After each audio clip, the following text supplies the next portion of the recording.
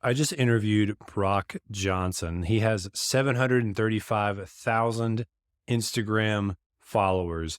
And this guy knows how to grow on social media. I can't wait to share with you what we talked about. He dropped some insane frameworks about how to create content that not only helps you grow your Instagram account, but also to actually turn those followers into sales and customers for your business. I was taking a ton of notes. This is an absolute masterclass, not just about Instagram, but about content creation as a whole.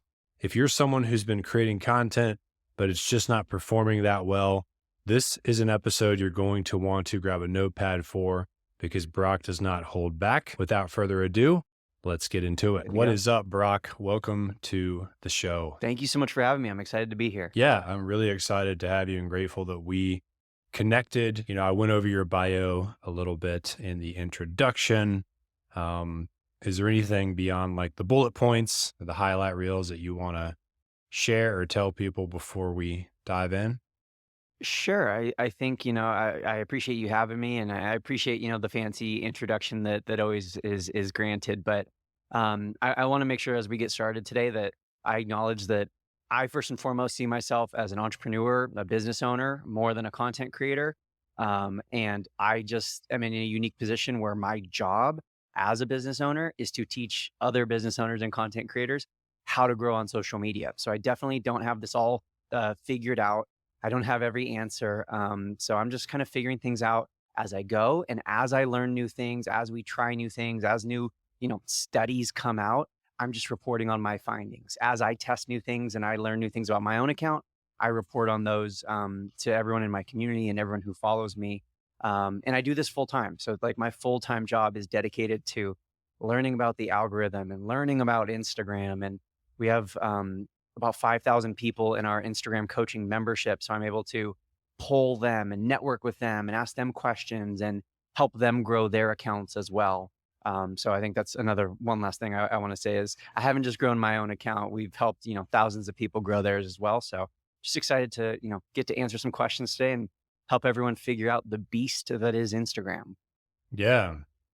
Well, I think a good place to start would be like, I'm curious how you got into Instagram Mhm. coaching. Like, did you start out doing more general marketing and sales, then Instagram started blowing up and you were like, oh my God, this is a thing. Maybe I could teach this. Like, tell us how you came to do what you do now. Yeah, so I think it's actually a pretty interesting story. So my freshman year of college, I needed a way to provide for myself. I was a student athlete, so I couldn't work like a typical 9 to 5 job. So I knew, especially with my like family growing up in an entrepreneurial family, I knew that the only real option for me was to start my own business, to sell something online, because I knew I wouldn't be able to, work that 9 to 5 job. I didn't have the time, the energy to do it. And so when I was about 19 years old, freshman in college, I created a course. And at the time, the course, and people always laugh when I say this, and it is funny. The course was teaching moms how to keep their kids safe on Snapchat. So totally different than what I'm Wow. doing today. I like to joke that I was a paid snitch, snitching out on all my friends and all my, my sister and her friends because she was younger than me. That was my first quote unquote business, my first real business. And that was the first time I sold something online in a legitimate sense. I had, the little oddball side hustles as a kid, but nothing that lasted more than a month or so. But so that was my first real business. And after a few months of doing that, I had built a customer base, a clientele, who all of a sudden knew how to use social media, this new social media. They had already been on Facebook and Instagram, but now they knew how to use Snapchat. And a lot of them were in network marketing, or a lot of them had their own side hustles. And they saw me growing my side hustle on Snapchat. And so I started getting a lot of questions about how do you use Snapchat for marketing? And really back in the day, Snapchat marketing was all about your Snapchat story. So people were asking me, how do you use your Snap story to sell things and to promote and affiliate stuff? Because I was doing all of that. And so I was like, hey, if I have this expertise and I've learned a lot about this, and there's clearly a market because so many people are asking me about it, I should create a course for that. And so my second course was still in the realm of Snapchat, but it was Snapchat instead of for moms, it was Snapchat for business. So I was teaching people how to, grow and market and make sales on Snapchat. And then there was this kind of fate type of moment where everything looked really bleak and bad timing wise, but it ended up working out for the best. And what happened was I was, again, like I said, a college student athlete. And this was before the days of NIL, where now student athletes can make all the money they want doing whatever they want. Back just a few years ago, you couldn't. And so, long story short, the NCAA was like, whoa, whoa, whoa, what is going on here? Is your business a real business, or is it just a way for donors to give you money under the guise of a fake business? And so for about 6 to 8 months, I had to put my whole business on pause, had to shut everything down, take everything off the internet, stop promoting. I could still post on social media, but I wasn't able to sell or anything like that. And eventually the NCAA cleared my name. They said, you're good to go. This is a legit business. You can resume operations. But when I resumed operations, there was no one left on Snapchat. Everyone had left because Kylie Jenner and a bunch of other celebrities and influencers were like, goodbye, Snapchat. We're done with Snap. And they were all going back to Instagram because this was right when Instagram released Instagram stories. And so everyone was like, screw Snapchat. We're done with Snapchat stories. We're not going to split our time and attention. We're all going to go back to Instagram and use Instagram stories. And so I said that, it looked bleak at first because my business was shut down, and then I got my business back, but no one was on Snapchat. But it ended up working out for the best because when I was able to resume operations, it was very organic and easy for me to pivot. And instead of resuming operations on Snapchat, I just resumed operations on Instagram. And I transitioned everything that I learned about Snapchat stories over to Instagram stories. And so really my first initial niche, if you will, within Instagram coaching was I was helping people grow and market and make sales through Instagram stories. And I've been doing that for the last 7 years. So it's just kind of grown from there. And now I kind of teach all encompassing everything you need to know about all the different areas of Instagram. But that's kind of how we got to where we are today. Wow. I like that story for a lot of reasons. One is just highlights the finding your niche is always a process of just moving forward hmm despite the uncertainty. A lot of people are on the sidelines because they're like, what's my perfect niche going to be? But you really don't find it. Like here, I'm 8 years into the coaching space and just 1 year into helping people publish books. So it's like you really just have to move forward and it kind of finds you. So you started out as someone who helped with Instagram stories. That's something I'm curious about. Um, like, I mean, we can dig into my Instagram history today a little bit because it's embarrassingly bad, and you can give me lots of shit. Um, like one thing I don't do is post stories ever. I mean, I'm hmm not really focused on Instagram, but I am curious, like, how important are Instagram stories for someone who has like a coach or creator business, and let's say they want to sell a course or a book or a coaching program? How important are Instagram stories to achieving that goal? Totally. So stories, I can start by saying this, they do not help you grow. So if anyone's goal is growth, let's say they just started a new account or they have a relatively low amount of followers, they want more eyeballs and attention, you don't have to worry about stories. I'm not going to tell you to not post stories, but I'm going to tell you you don't have to worry about stories because they don't reach non-followers. And so by that same thought, they don't help you grow, right? If they're not reaching new people, then no new people are seeing them, so no one's going to follow you from stories. But stories are really essential for making sales and customer acquisition, lead generation. And it's because of a few things. Number one, stories are meant to be a place that is very informal, a place that is very behind the scenes. It's very documentary. It's very in the moment. It's not supposed to be a place that is highly produced or edited. In fact, I like to tell people that if they're using Canva to create graphics for their stories, or they're ever opening like a video editing app to edit a video for their stories, stop.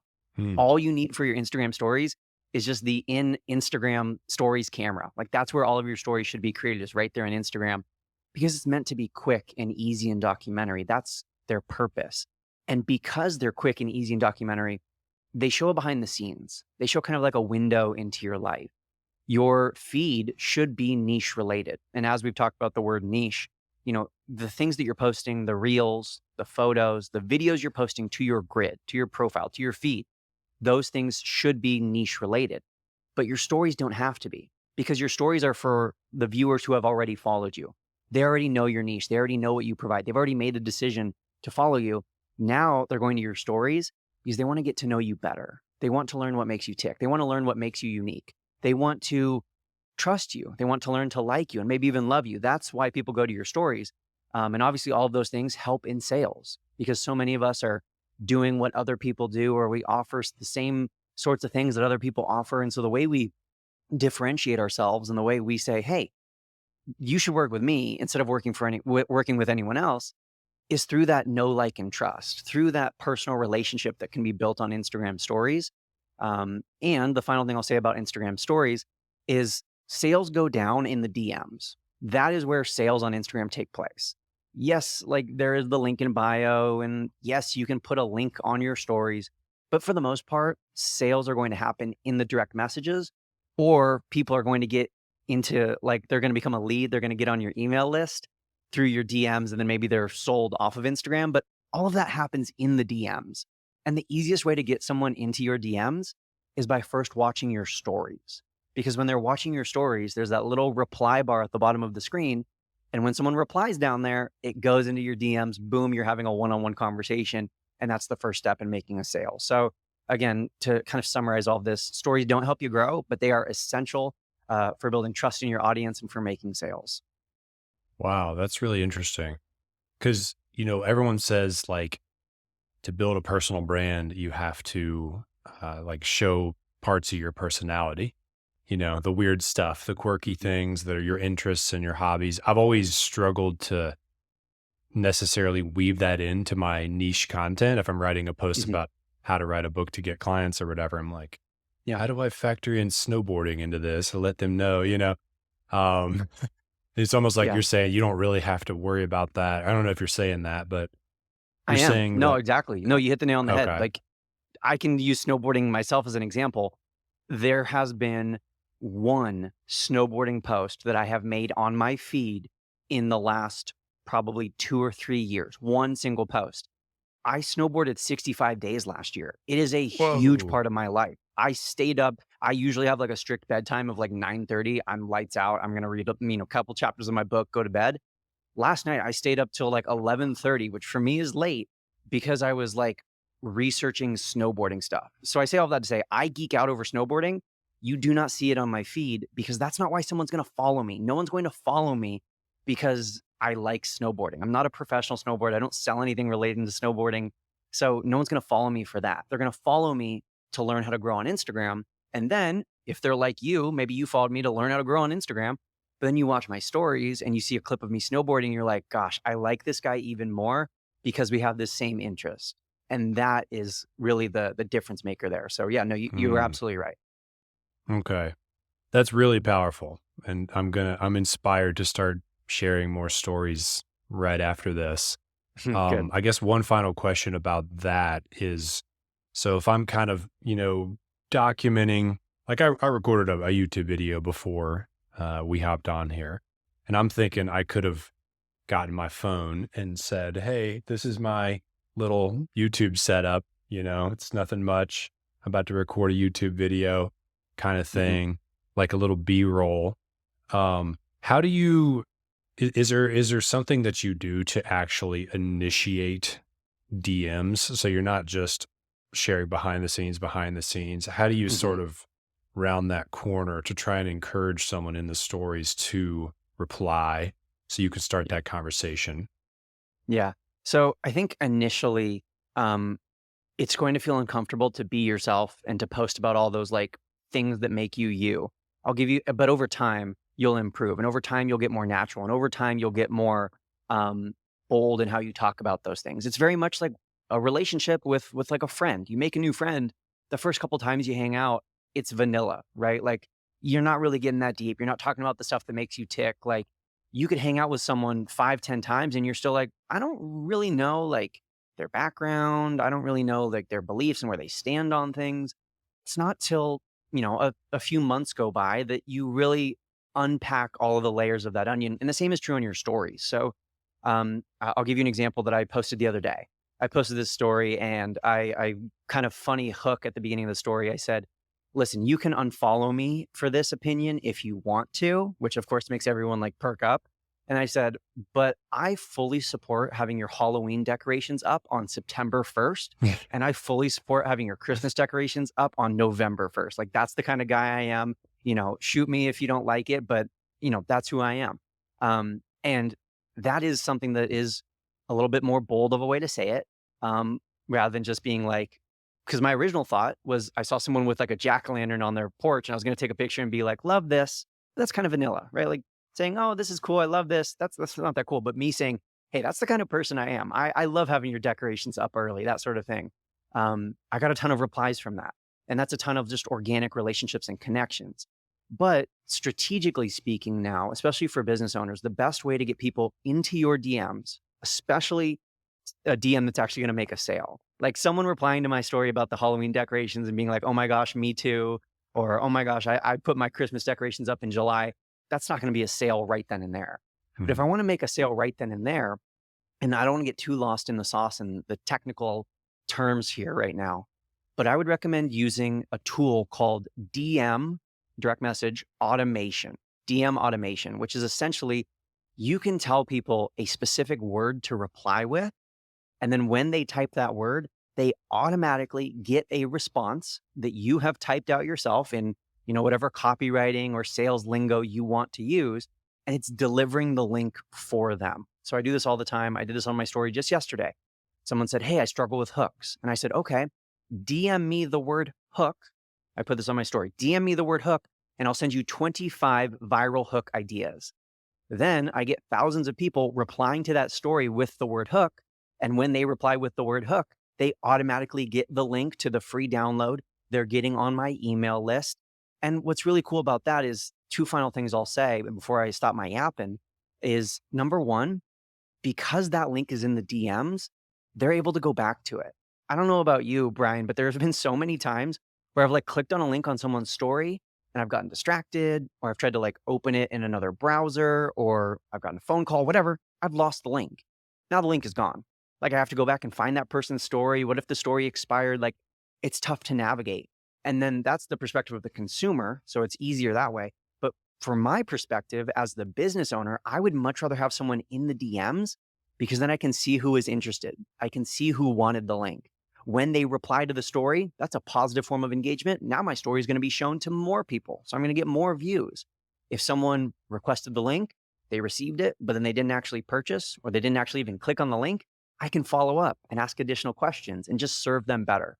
And so DM automation is a tool that I think every single business owner, every single creator, every single person who's trying to promote or sell something on Instagram, DM automation is a tool that they should be using. And the platform that I use for my DM automation, it's the number one, like most trusted. It's the one I recommend. It's called ManyChat, ManyChat.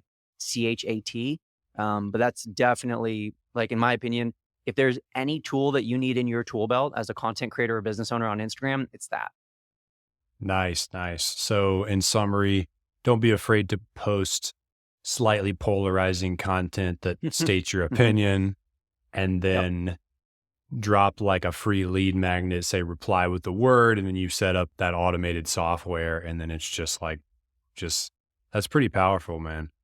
Mhm. I want to so we've highlighted how to nurture the relationship with your existing audience via stories and turn those into leads for your stuff.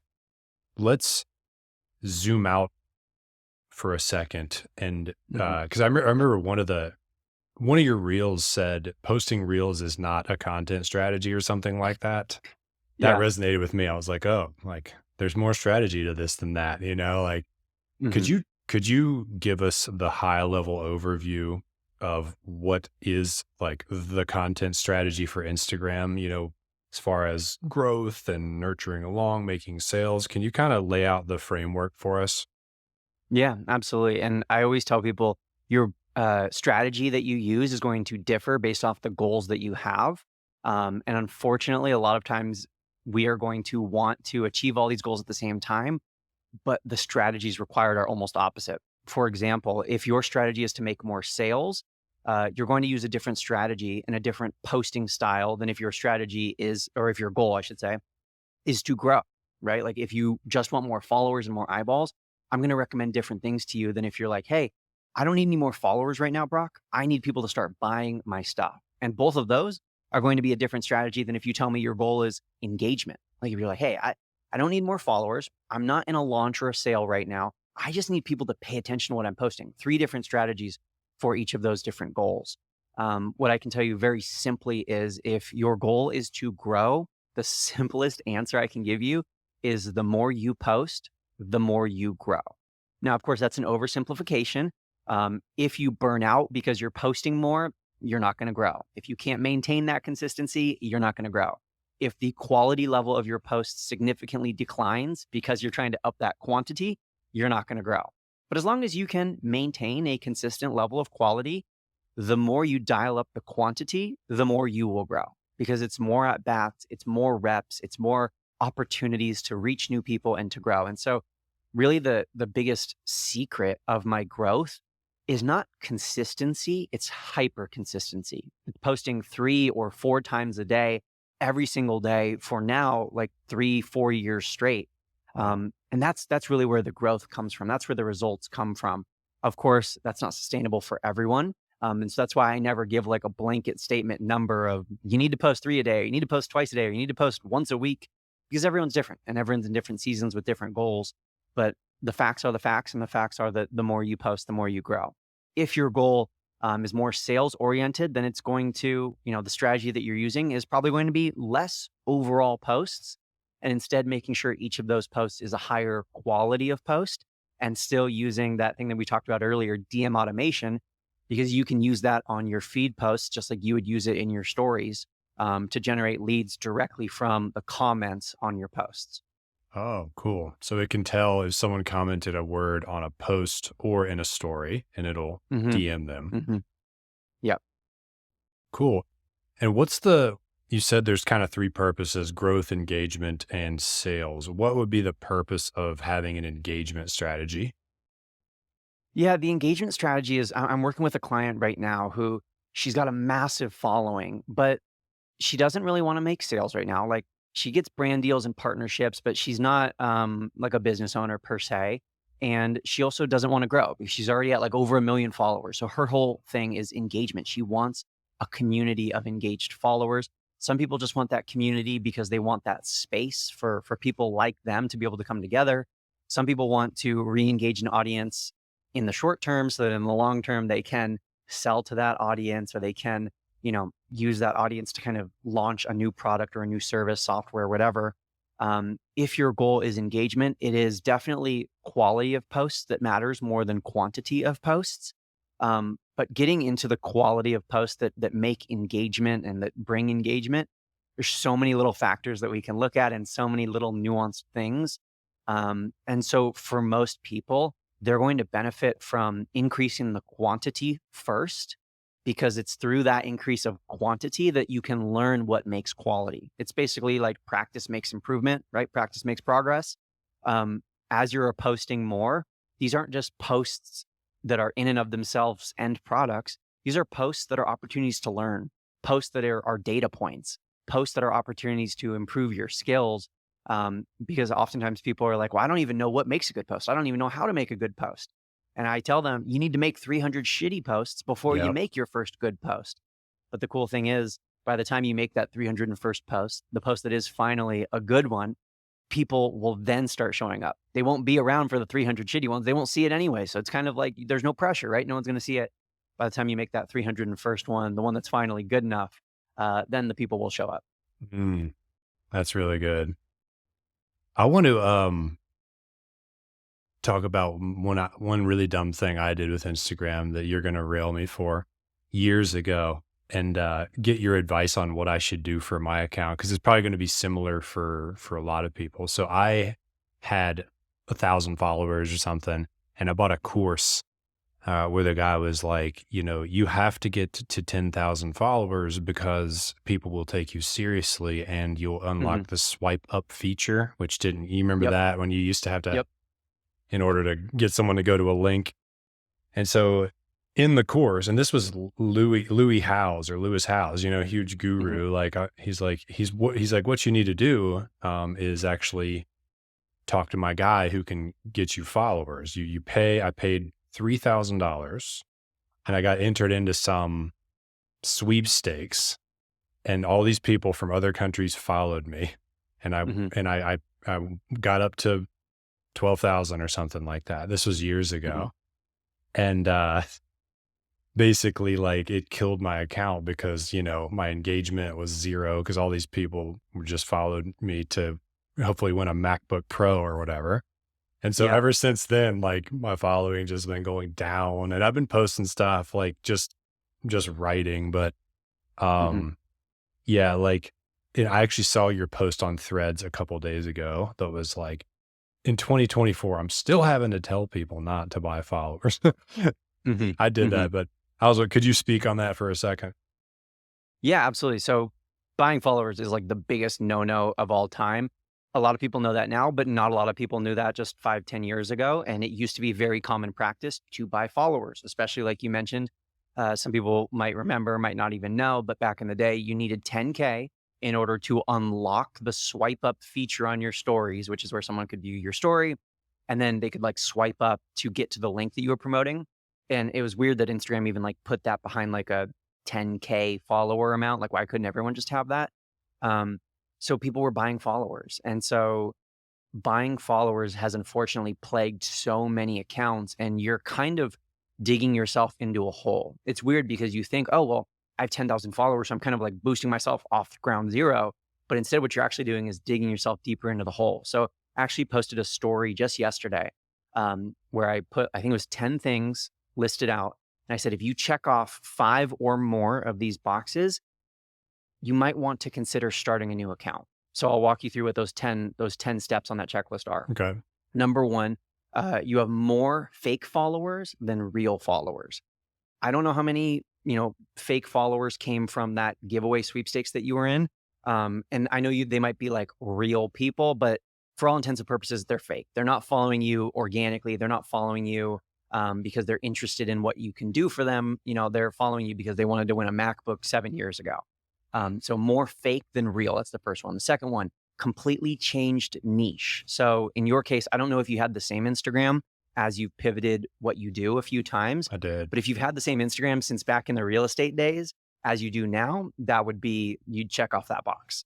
Um, Third one is your account is 4 or more years old. That in and of itself is not a reason to start over. I mean, my account is like 12 years old. But the problem with the older our accounts get is just over the course of time, if your account is 4 years old, let's say, someone followed you 4 years ago. Probably quite a few people followed you 4 years ago. Maybe they're not on Instagram. Maybe they lost the login for that account. Maybe they aren't even alive anymore. Like, there are so many things that could cause that person to be just an inactive follower. And the more inactive followers you have, the tougher it's going to be to grow in the future, because Instagram is always going to prioritize showing your content to your followers. So if it's showing it on the feed of someone who hasn't logged in 3 months or who isn't even alive anymore, then obviously that person is not going to engage. It's going to hurt your engagement rate. It's going to hurt your growth. So that was the Mm, third one. Count as 3+ years old. Number 4 is engagement rate below 1%. So less than 1% of people who see your posts are interacting. okay. Number 4, engagement rate is, or number 5, excuse me, engagement rate is declining. So if month over month you see your engagement rate going lower and lower. Number 6, you've been consistent for at least 6 months. And this one is huge because so many people are like, yeah, Brock, I checked off all those boxes. My account's 3 years old. My engagement is super low. I can't grow my following. And I say, okay, how long have you been consistent? And they say, the last 3 weeks Mm, or the last month or even the last 2 months, last 90 days. It's not long enough to start seeing results. It takes time to grow. Yes, you can grow faster on Instagram than you can on a lot of other areas of your life, right? You can become a proficient Instagrammer in a lot shorter amount of time than it takes to become a proficient like basketball player. But it's still going to take time. So you need to be consistent for at least 6 months. I don't know what check number we're at now, but I think this is like number 7 or something. yep. Your content is high quality and not forced. This is one where, it's going to be a little bit subjective. You're going to have to look in the mirror and be like, does my content look like, sound like, is it the level of quality of other people in my field, other people in my niche who are growing and who are seeing results.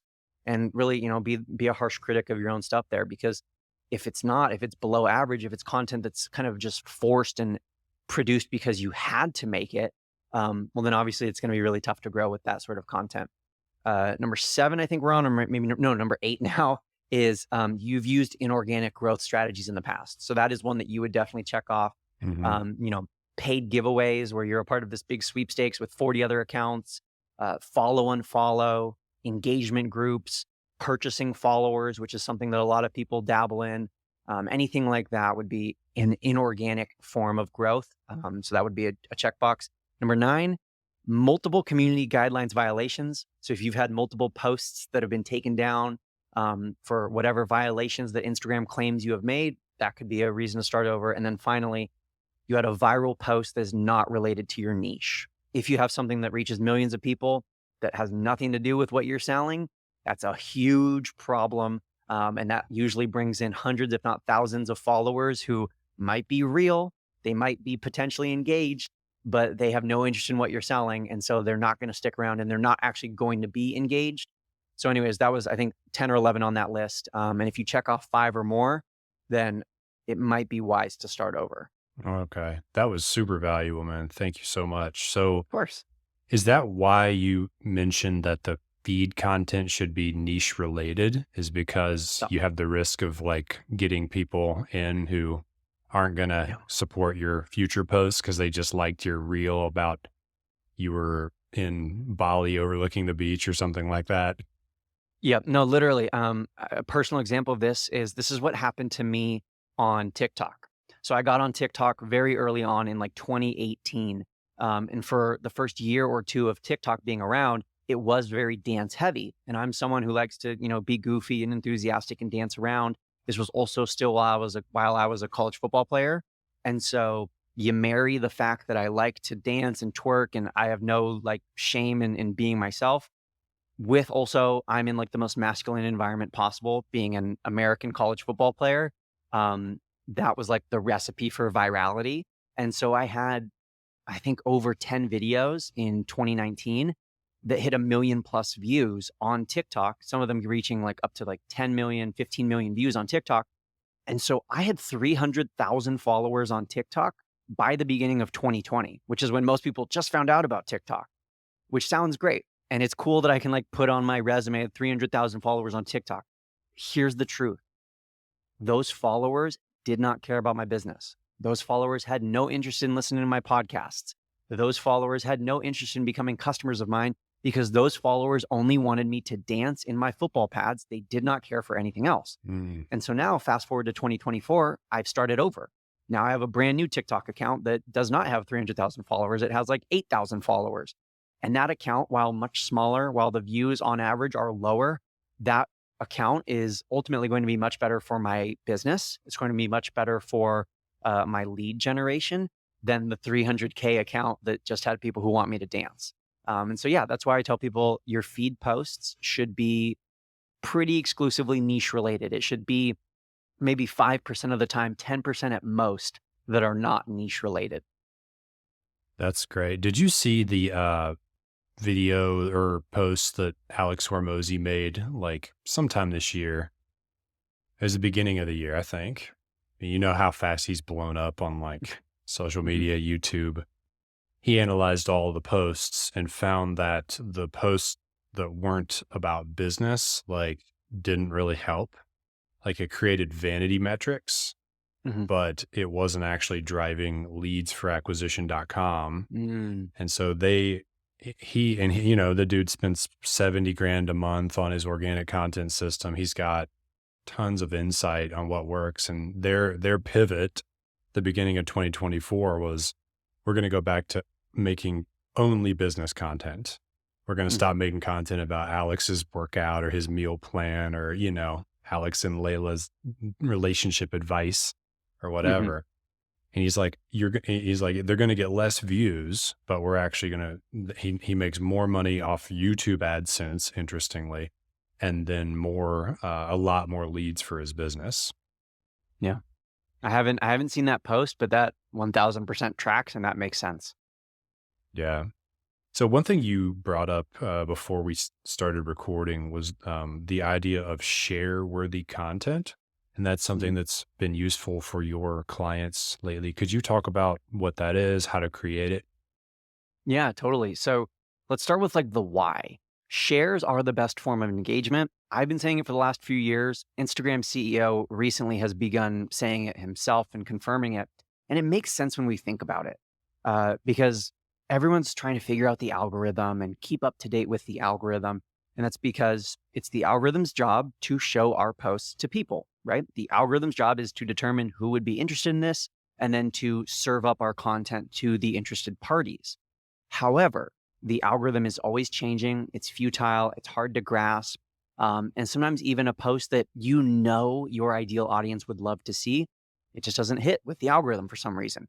Shares override the algorithm because shares give the middle finger to the algorithm and they say, I don't care who you think should see this.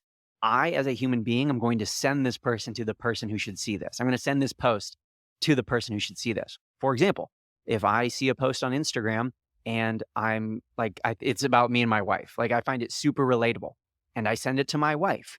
The algorithm didn't have to do anything to show it to her. I showed it to her. Now that post is getting one extra view and it's getting that one extra view from a perfectly ideal viewer. Like the intended audience is seeing that post. And on average, that might be just one view. On average, on Instagram, one share equals 400 additional views. So you do the math Wow. there. If you get 3 shares, you're all of a sudden plus 1,000 views. And then think about this. Think about how this could like snowball.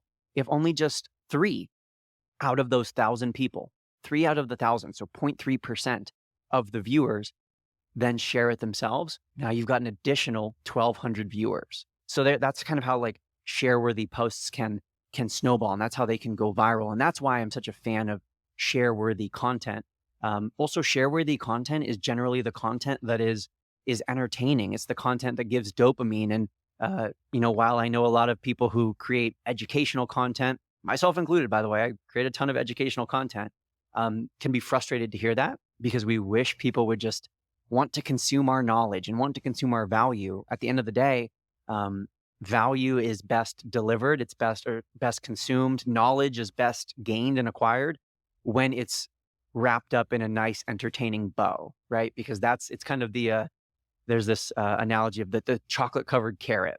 You got to lure Yeah. people in with the entertainment, with the dopamine, with the thing that they think they want, in order to ultimately feed them what you know they need, which is that carrot, in order to ultimately serve them with what you know will provide the most results for them.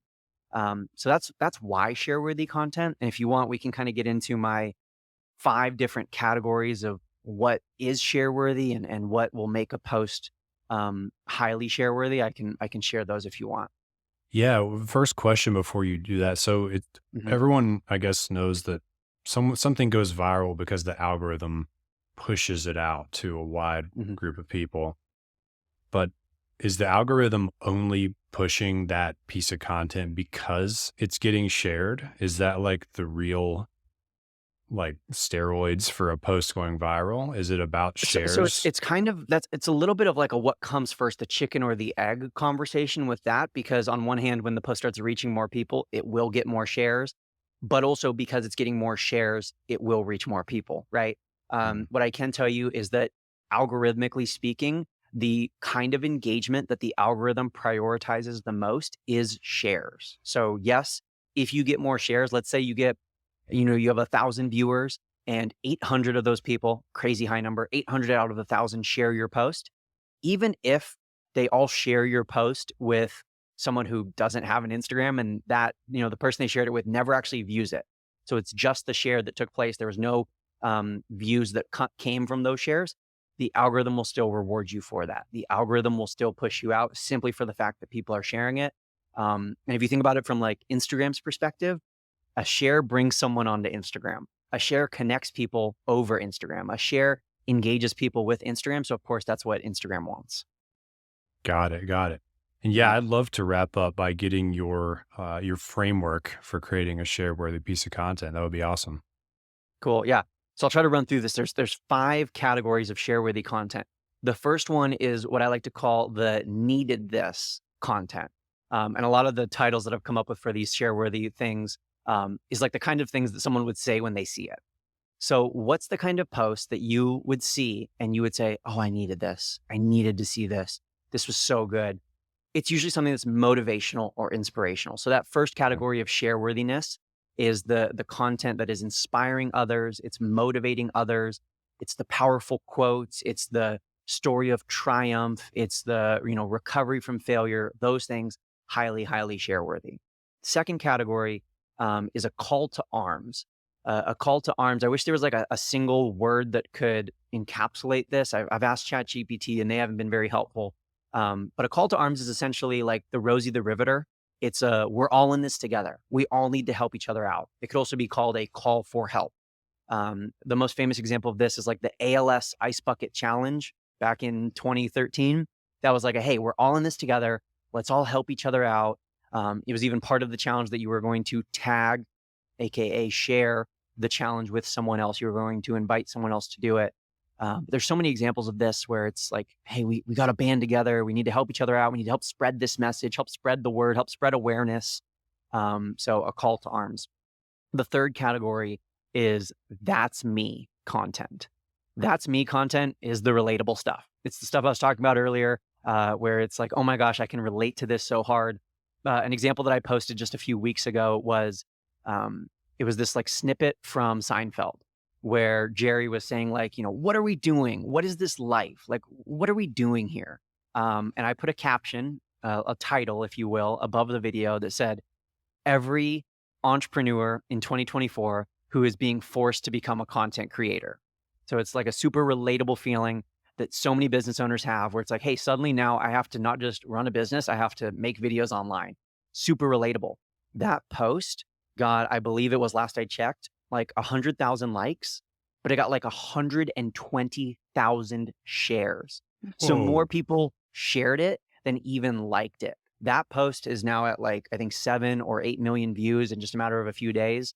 And so it went viral and it did so well because it's relatable.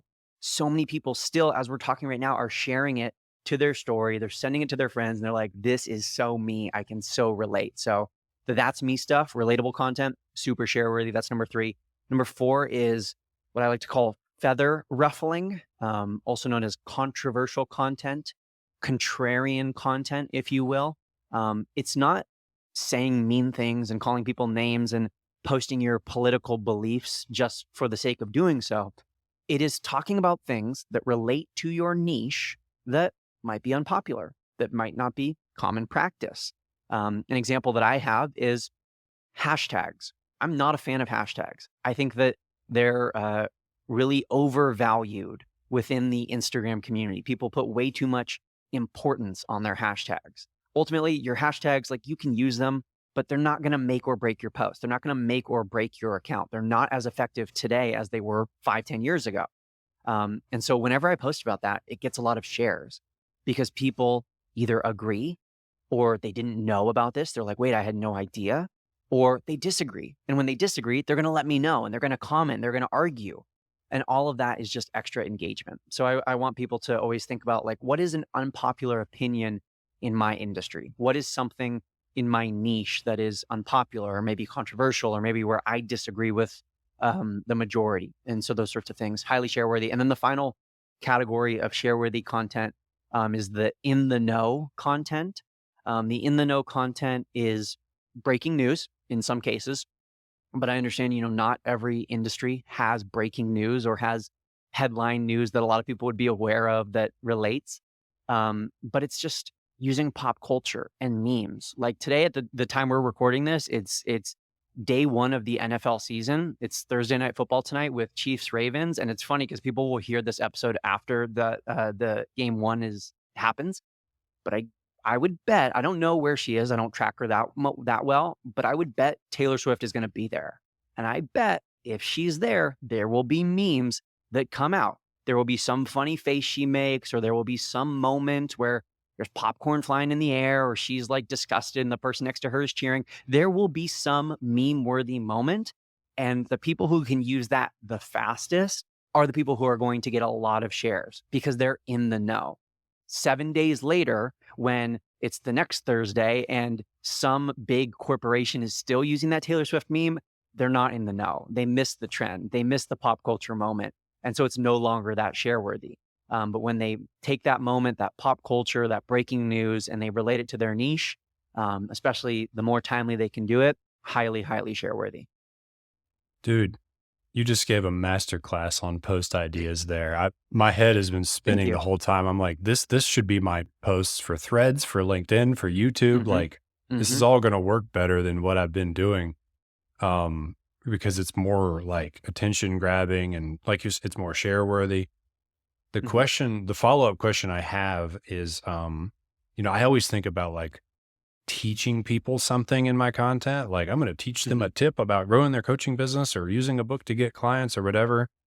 Um, how do you weave that into those 5 categories that you just laid out? Or do you actually see educational content as separate?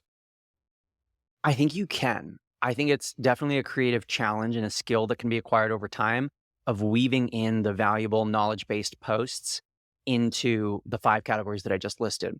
Kind of in the example of like the controversial stuff, there was some value in there, right? Like I'm teaching about hashtags, but it's still a controversial opinion. Hmm. Maybe you're going to use a Taylor Swift meme and you're going to relate that to getting clients through a book, and that's gonna be the meme, so it's gonna be share worthy, it's gonna be funny, but then the caption, you're going to give some tips, you're gonna give some value.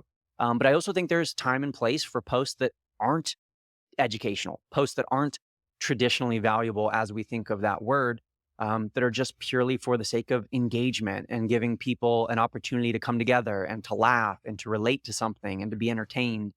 There's it's just the unfortunate reality that if you are someone, I had someone ask me this yesterday. They called themselves a purely educational creator. If you see yourself as a purely educational creator, someone who is not going to dip your toe in entertainment or anything besides value and education and tips and best practices, then you just need to be realistic about the results that can be expected. And the realistic truth is that for most people, most audiences, pure education is never going to perform as well as mixing in some edutainment into your education. Yeah, I love that. It's really, yeah, it's more interesting, it's more entertaining. It reminds me of like I like mixed martial arts and I like to watch the fights, but my brother and I always say like we're only into the fights that have like a backstory where there's Mm, drama in the build up to it. You know? hmm. It's like Conor McGregor is fighting this guy and he chucked a water bottle at him at the press conference, pinged off his Yep. head, and we got to see what's gonna happen. They both said they're gonna kill each other. Yep. Everybody buys that one, and it's still a fight at the end of the day, which a purist is going to appreciate, just like someone might appreciate education at the end of the day. That's probably why they show up on YouTube or Instagram or wherever. But Hmm. it's this expert weaving of story. Actually, Seinfeld apparently does that really well. Like they weave in all these different storylines to Hmm. like really rope you in. Is there a cadence that you recommend of like, okay, if I'm going to post on Instagram 3 times a day, like how many of the pieces should be like a pure education piece versus more of a share worthy piece? What's your like post frequency recommendation? Yeah, I think, of course, it's going to depend on your goals. So the more followers you want to grow, the faster you want to grow, the more share-worthy content I would recommend. If you're in a season where you're trying to provide value, you're trying to nurture leads to become customers, that's when I would, lean more heavily into the educational content, because you're not trying to reach new people. You're just trying to make sure the people who are already there are, um, you know, seeing you as a thought leader or someone who can provide that value. But I also think there are ways that you can use the valuable educational stuff and use really strong hooks that speak to people's desires and their problems and their pain points, and creatively incorporate storytelling into your posts so that even the educational posts are still entertaining. They might not be funny or relatable, but they're at least entertaining. They're captivating. They're going to have someone stick around. And I think of course, it's a skill. It takes time to learn how to do that creatively, but it's possible. Awesome. Awesome. I have to ask you one more question. I'm just dying. and then we'll wrap up. I wonder what you think about AI video creation because Mhm. I know there's like obvious downsides to this, like the lack of being genuine and authentic. But I know also that everybody, struggles to record and edit a reel and post it Mhm. multiple times a day and copy pasting 150 words into something that would theoretically be a lot faster. I actually made a video avatar of myself. I'll show it to you um Mhm. like the other day. Wow. And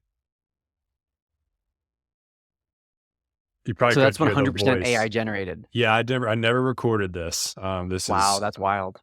yeah, and it's like slightly off. Like it has me like Mhm. looking like I'm in deep thought when I'm just saying click the button down below. But I'm Yeah. thinking it won't be long before Yeah. actually will be indistinguishable. Mhm. What's your stance on all that? Yeah, I think it's such a broad conversation. Like we could do an hour and a half just on AI and content Yeah. creation. There's so many negatives that, we don't need to get into. There's also a huge upside. What I will say is this. I don't think, at least not in the near future, that AI will replace any content creators or any business owners. But I think that content creators and business owners who are using AI will replace the content creators and entrepreneurs who are not. Like in that video that you just showed, well, yeah, like right now, you probably wouldn't post that because it's distinguishable. Like people can notice it's AI. There's like weird little things. I don't know if you've seen the side by side. There's like this famous viral side by side of Will Smith eating spaghetti. And there was an AI video of him eating spaghetti from a year ago. And it's the most weird dystopian, like dream-like thing that like it's like the fork is becoming the spaghetti and there's like a third eye and like his skin keeps changing. It looks so weird. And there's a video that was created within the last few months and it looks real. It looks like it was filmed on his phone. Like literally people are like, is this actually a video you took eating spaghetti or is this AI? And so that's in a year. So you can imagine another year from now, or even a couple years from now, how good the AI is going to be. It's going to be indistinguishable. However, the thing with AI is it needs prompts. It needs us to tell it what to create. I know there are AI that can create things for us, but ultimately there is still some user input needed. And so I think being a prompt engineer or knowing the prompts that are going to deliver the best results is going to be an essential skill, if not an entire role within teams and companies in the near future. I know we already have an AI engineer who's working on our team and helping us develop some of our products that we deliver for our customers. So I think that, it's the future. Change is inevitable. And I think that people who are rejecting that change are the ones who are going to be left behind, unfortunately. Yeah, yeah, I agree. I always say the one thing AI can't have is a story because it hasn't lived a life. Yeah. So, it's still on us as creators to go out and do epic shit that then we Yeah. can then come tell people about on social media.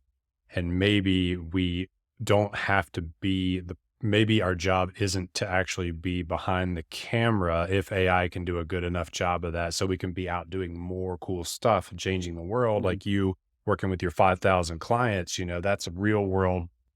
And then maybe you can spit out 10 times the reels a day because you've got an AI avatar that can share Mhm. things faster than you ever could. It's pretty exciting. And yeah, I don't want people to get left behind that don't use it. But at the same time, yeah, I don't know what to think about it. So I wanted to get your thoughts. Yeah. Yeah. Cool, man. I'm gonna put your Instagram in the show notes so people can follow you. Where else would you like people to go to check out your stuff? That's the best place, honestly. Instagram, following me there, they'll get a ton of free value and tips every single day. I'm posting multiple times a day with tips and recommendations and ideas.